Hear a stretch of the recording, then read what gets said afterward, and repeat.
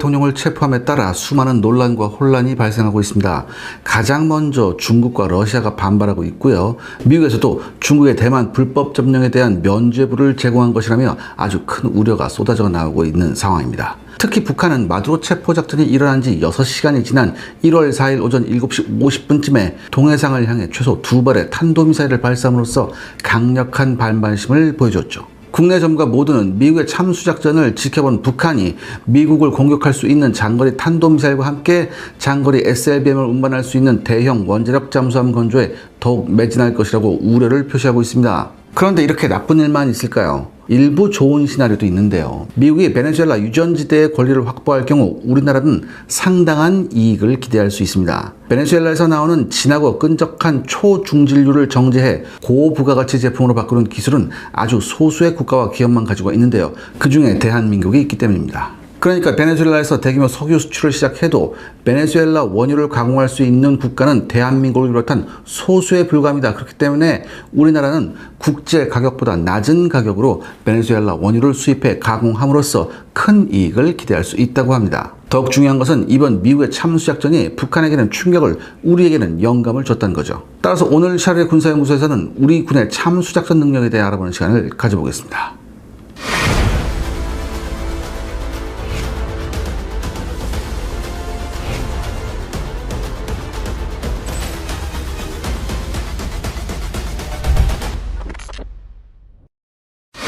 우리 군도 참수작전을 준비하고 있다고요? 미국의 마두로 대통령 체포작전이 성공함에 따라 우리 군이 준비 중인 참수작전에 보다 힘이 실릴 가능성이 높아졌다고 하네요. 우리 정부는 2019년에 북한의 지부와 탄도미사일 제거를 전문적으로 수행하는 참수부대를 창설한 바 있습니다. 그럼 참수부대는 북한에게 있어서 얼마나 위협적일까요? 북한은 1960년대부터 미국의 핵공격에도 견딜 수 있는 지하 벙커를 건설하기 시작했습니다. 하지만 우리나라가 핵벙커도 관통할 수 있는 현무 4, 5 지하 관통 미사일 개발에 성공함에 따라서 지하 벙커는 더 이상 안전한 장소가 아닌 생매장 장소로 변하고 있죠. 북한 수뇌부도 대응에 나서서 전시에 이동하면서 지휘할 수 있는 체계를 만들고 있는데요. 이동하는 북한 수뇌부에게 가장 위협적인 존재가 바로 이 참수부대입니다. 물론 반론도 있습니다. 겨우 10여 명에 불과한 특수정 부대가 128만 명의 전투병력과 그보다 많은 노동적기군이 존재하는 북한 방어체계를 효과적으로 침투해 들어가 참수작전을 수행할 수 있을까요? 그런데요, 의외로 한미연합사령부는 충분히 가능하다고 판단하고 있습니다. 북한은 대규모 병력을 가지고 있지만 대규모 경호부대를 이끌고 이동하면 말 그대로 대형 표적밖에 되지 않습니다. 북한 수뇌부는 생존을 위해 방탄 차량을 사용하면서 믿을 수 있는 소수의 경호대만 이끌고 이동하는 전략을 준비하고 있는데요. 북한 수뇌부가 지휘를 포기한다면 완전히 숨는 것도 가능하지만 지휘를 유지하려면 무선 통신 수단에 접촉할 수밖에 없고, 이때는 우리 군의 777 부대와 미국의 막강한 감시 역찰 수단과 지난번에 설명한 킬웹에서 벗어날 수 없다고 합니다. 우리 참수부대는 한미연합군이 수집한 정보를 바탕으로 북한 수뇌부가 숨어있는 장소까지 특수전 헬기 등을 사용해 침투한 이후 상당히 먼 거리에서 무인 정찰기 등을 활용해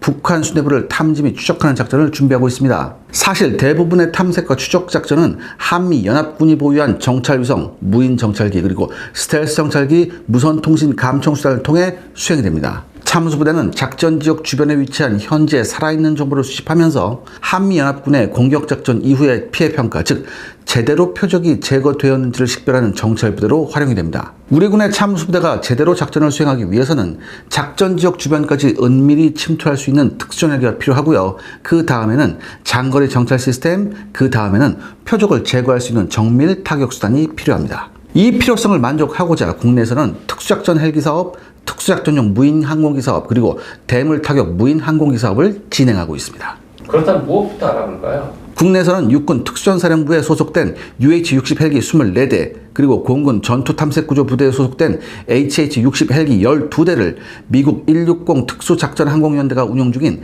MH-60 특수전 헬기 수준으로 성능을 개량하는 사업이 진행되고 있습니다.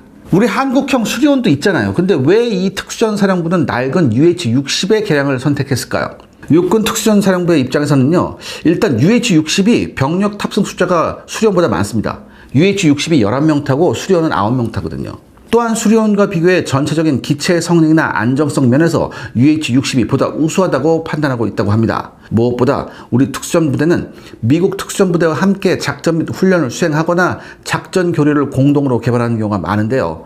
따라서 미 특수전부대와 동일한 헬기를 사용하는 것이 여러모로 유리할 수밖에 없다는 현실이 선정 요인으로 작용했습니다. 특수전 헬기 개량 사업은 카이와 하나시스템 연합, 대한항공과 LIG 넥스원의 경쟁에서요. 대한항공과 LIG 넥스원 연합이 승리해 현재 약 1조 원을 투입해 개량 사업을 진행하고 있습니다. 육군 특수전사령부는 미국으로부터 직접 MH-60 특수전 헬기를 도입하길 원했지만 미국이 이를 허가하지 않음에 따라 국내 개조를 선택했다고 합니다. 한국형 특수전 헬기에 도입되는 신기술을 보면 미 특수전 헬기보다 상위의 전자광학 추적 장치, 미사일 경보 수신기, 그리고 레이더 위협 경보 수신기 외에 적외선 유도 미사일을 방해하기 위해 DIRCM으로 호칭되는 지향성 적외선 방해 장비 등이 장착된다고 합니다. 미 특수전 헬기와 비교해 유일하게 뒤떨어지는 부분은요.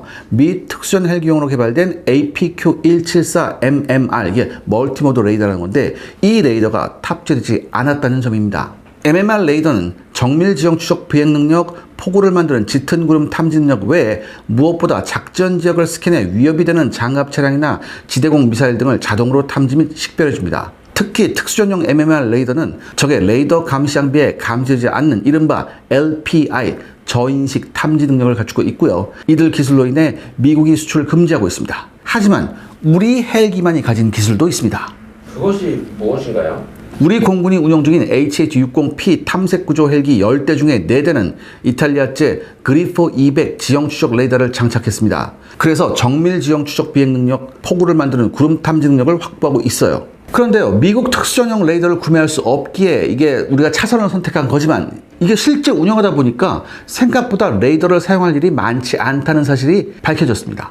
사실 레이더가 필요할 정도로 악천후 상황에서는요, 현실적으로 헬기 작전이 불가능해요. 그리고 헬기는 워낙 저고도로 비행하기 때문에 레이더를 사용해서 넓은 지역을 정찰하는 것도 어렵습니다. 그래서 우리 한국형 특수전 헬기에는요, 레이더 대신에 OWS로 호칭되는 장애물 경보 시스템을 장착할 계획입니다. OWS는 레이저빔을 사용하는 레이더, 그러니까 요즘 자율운전 차량에 널리 사용되고 있는 라다라고 있어요. 이게 레이저 디텍션 앤 레인징이라고 해서 이게 레이저 기반 레이더거든요. 이것의 일종입니다. 그러니까 여러분들, 헬기의 저공 침투 작전 시에 가장 위협이 되는 것이 뭐냐면 고압 전력선과 갑자기 돌출된 나무 등의 장애물이에요. 그런데 이 OWS는요, 눈에 안전한 고해상도 레이저빔을 방출해서 헬기 전방의 장애물을 감지해서 경보해 줄 수 있습니다. 아쉽게도 미 특수전 헬기가 이 OWS를 사용하고 있는지 확인할 수 없었지만 현재 공개된 사진을 보면요, OWS를 장비하지 않은 것으로 판단돼요. 그렇기 때문에 OWS는 우리 특수전 헬기의 주요 장점이 됩니다.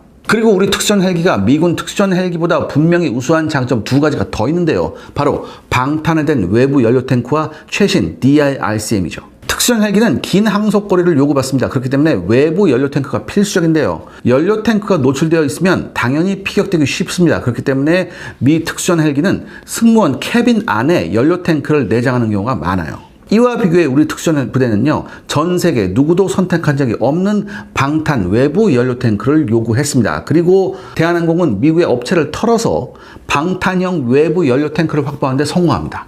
이 외부 연료 탱크 덕분에 우리 특수전 헬기는 탑승 인원이나 장비 탑재량을 줄이지 않고서도 미국 특수전 헬기와 동등 이상의 항속거리를 확보하는 데 성공했다고 합니다. 또 다른 하나는 이스라엘 버드 에어로 시스템사가 개발한 DIRCM으로 호칭되는 지향성 적외선 방해 장비입니다. 미국의 모든 특수전 헬기에는요, 휴대용 적외선 유도 미사일의 접근을 탐지하는 미사일 경보 장치와 함께 적외선 유도 미사일을 향해 고출력 적외선 레이저빔을 방출해 유도를 방해하는 DIRCM 장비를 장착하고 있습니다. 문제는 특수전 헬기가 적의 대공미사일 접근을 확인하고 적외선 교란용 플레이어를 방출할 경우 DIRCM을 구성하는 미사일 경보 장치까지 함께 방해돼서 사용이 곤란해진다는 겁니다. 그런데 한국형 특수전 헬기가 사용하는 이스라엘제 스프레오스라는 시스템이 있습니다. 이게 뭐냐면 레이더와 광학 기반 자기 방어 시스템이에요. 이 장비는 적 미사일의 접근을 광학 장비가 아닌 레이더를 사용해 탐지합니다. 덕분에 오인 경보율이 훨씬 낮아졌고요.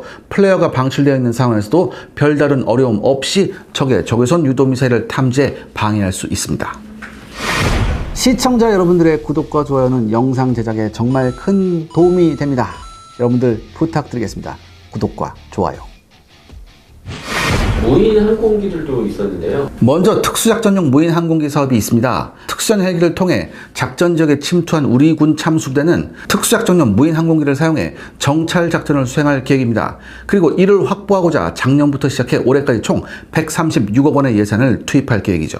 가장 유력한 후보는 국내 KDI사가 면허 생산을 준비 중인 미국제 RQ-20A 퓨마입니다. KDI사의 주장을 옮기면요, 퓨마와 같은 정찰 무인기는 외견적으로 단순해 보이지만 다른 경쟁 무인기와 비교해 훨씬 우수한 신뢰성을 가진다고 합니다. 실제 퓨마는 우수한 신뢰성을 인정받아서 미국 특수정부대, 육해 공군과 해병대 외에 전 세계 25개국에서 채용한 상태입니다. 우리 특수정부대도 사실상 내정한 상황에서요, 가격 등의 세부 요인을 협상하고 있다고 하는데요. 퓨마는 중량이 6.3kg 정도에 불과하고 분해 조립이 가능해요. 그렇기 때문에 특수전부대원 한 명이 배낭 형태로 휴대한 이후 손으로 던져서 날릴 수 있습니다. 착륙 시에는 하방에 에어백이 있어서 충격을 흡수한 형태이므로 배터리 교체를 통해 지속적인 사용이 가능합니다. 또한 퓨마는 작전거리가 15km 이상입니다. 따라서 우리 특수전부대는 표적에서 멀리 떨어진 위치에서 탐색 및 식별을 수행할 수 있습니다. 또한 만약 우리 참수부대가 북한 수뇌부 혹은 이동식 발사대를 발견하는 경우 296억 원을 투입해 도입될 예정인 특수작전용 대물타격 무인 항공기를 활용해 타격하면 됩니다. 특수작전용 대물타격 무인 항공기 도입 사업은 전차급 장갑 표적 파괴가 가능한 스위치블레이드 600 혹은 이스라엘제 히어로 120과 같은 중형급 자폭 무인기를 도입하는 사업입니다. 배치되면 김정은이 탑승한 방탄 차량 혹은 장갑화된 탄도미사일 발사대를 한 발로 제거할 수 있죠. 물론 그 대가로 스위치블레이드 600은 중량 22.7kg에 길이가 180cm로 늘어났고요. 히로 120도 중량이 18kg이나 되지만 사거리가 40km 이상이어서 장거리에서 정밀 타격이 가능합니다. 안타까운 점은 원래 2025년 작년 연말에 사업자를 선정할 계획이었지만 미국과 이스라엘 회사가 사업 예산이 부족하다면서 입찰을 포기함에 따라 현재 사업 진행이 일시 중단된 상태입니다. 미국과 이스라엘 업체가 비싸게 구는 이유는요, 우리가 추가로 자사 자폭 무인기를 도입한다는 희망이 없고 한국이 특수전부대를 위한 신무기 도입 사업을 활용해 자신들이 어렵게 개발한 기술 노하우를 쑥쑥 빼낼 것임을 잘 알고 있기 때문입니다. 그러니까 득보다 실이 크다고 생각해서 안 오는 거예요. 그런데요, 실제 국내에서도 동급무기 개발 사업이 진행되고 있고요. 방위사업청은 해외 무기를 연구해 한국군용 자폭 무인기 개발 사업에 필요한 기술적 잣대로 활용하고 있다고 합니다. 그러니까 이렇게 다 갖춰지면 일단 참수작전의 구색은 갖추게 되는 겁니다.